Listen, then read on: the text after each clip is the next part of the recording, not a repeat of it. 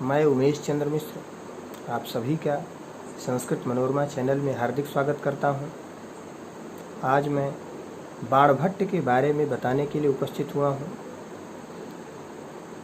महाकवि बाणभट्ट एवं उनकी रचनाओं की प्रासंगिकता को आप इसी से समझ सकते हैं कि निचली कक्षाओं से लेकर ऊपर की सभी कक्षाओं की परीक्षाओं में, सभी प्रकार की प्रतियोगी परीक्षाओं में, चाहे वह किसी राज्य की टेट की परीक्षा हो, चाहे टीजीटी हो, पीजीटी हो, लोक सेवा आयोग द्वारा ली जाने वाली परीक्षाएं हों, उच्चतर शिक्षा सेवा आयोग द्वारा ली जाने वाली परीक्षाएं हों, सभी में उनसे संबंधित प्रश्नों को अवश्य पूछा जाता है।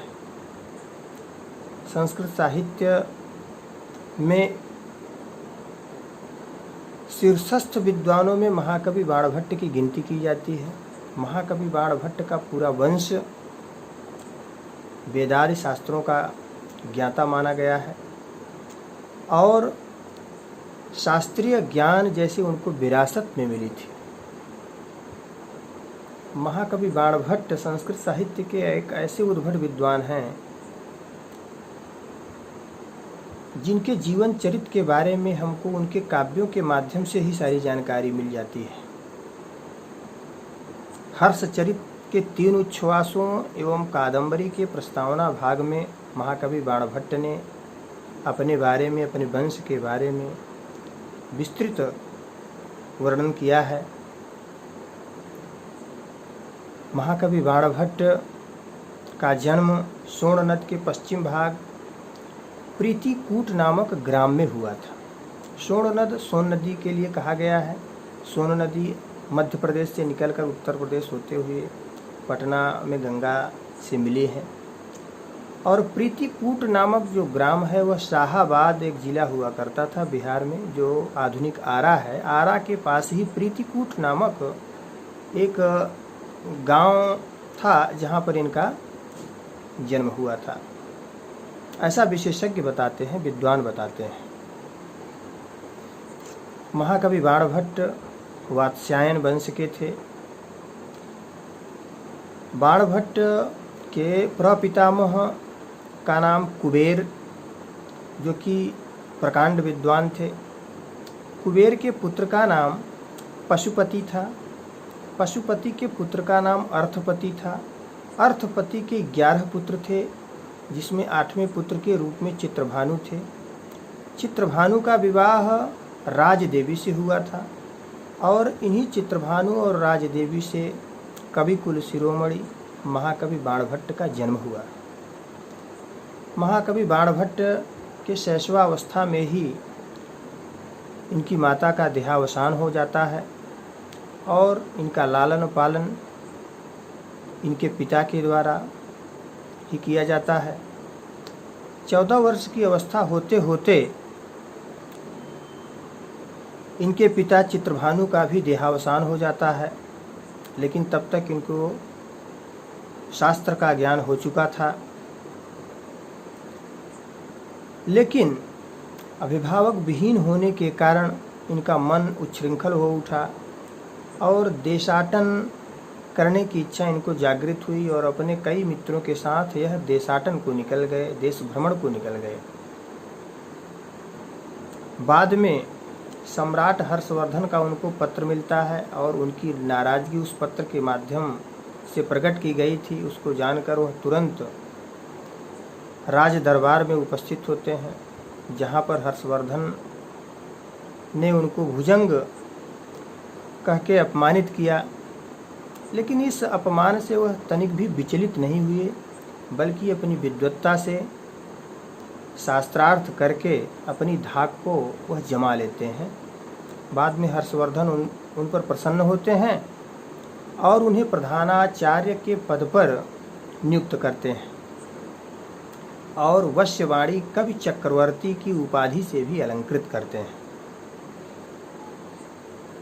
महाकवि बाणभट्ट के जन्म के बारे में, उनके समय के बारे में भी निश्चित है, क्योंकि सम्राट हर्षवर्धन के सभा कवि थे और सम्राट हर्षवर्धन का राज्यकाल जो था वह 606 ईस्वी से लेकर 645 ईस्वी तक था और उसी समय चीनी यात्री ह्वेनसांग भी भारत आया था, जो कि सम्राट हर्षवर्धन के बारे में विस्तृत वर्णन उसने किया।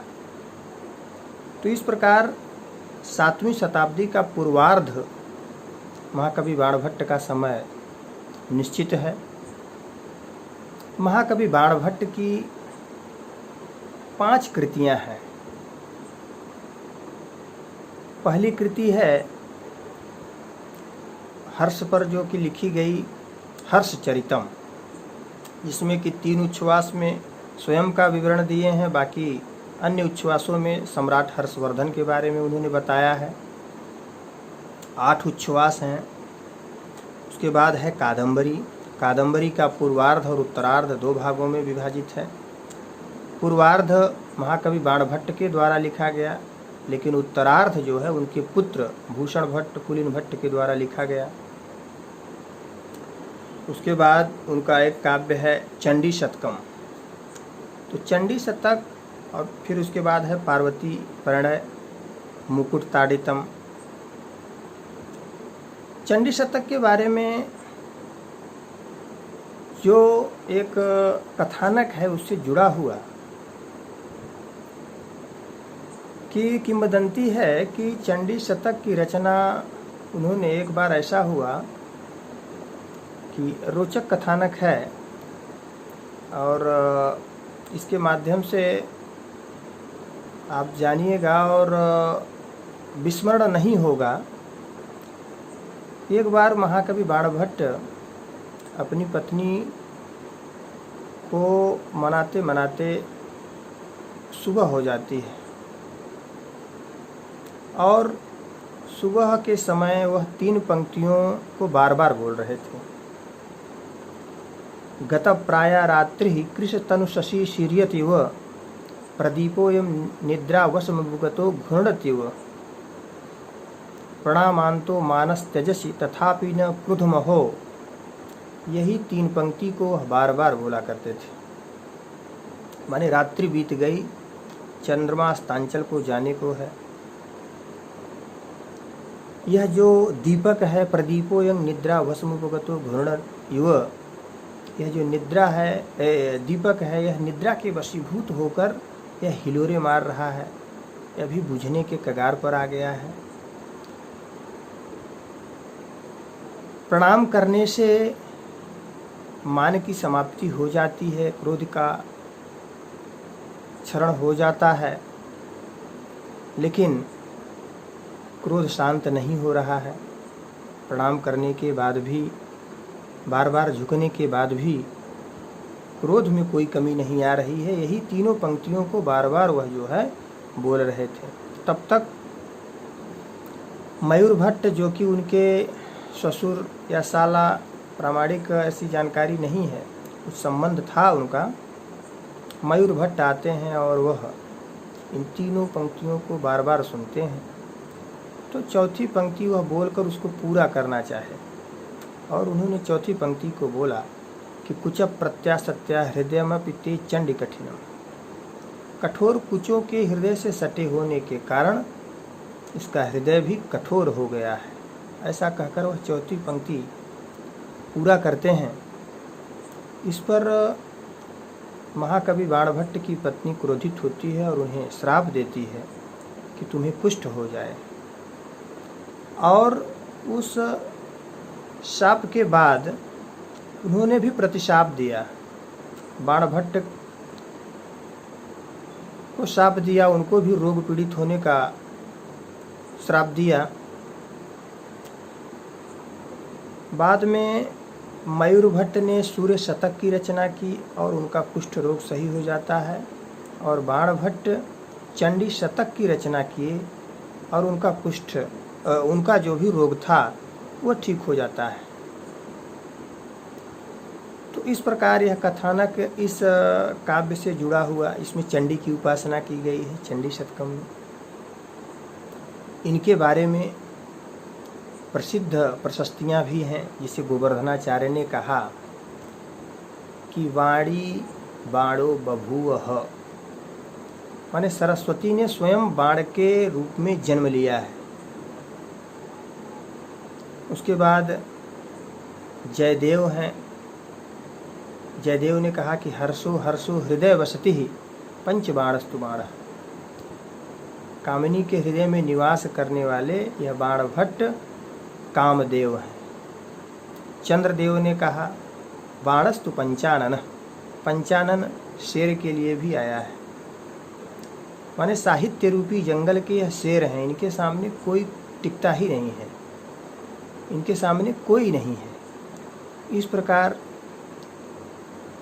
बाणभट्ट के बारे में जो भी महत्वपूर्ण जानकारी थी वह संक्षिप्त रूप से हमने आपको दिया।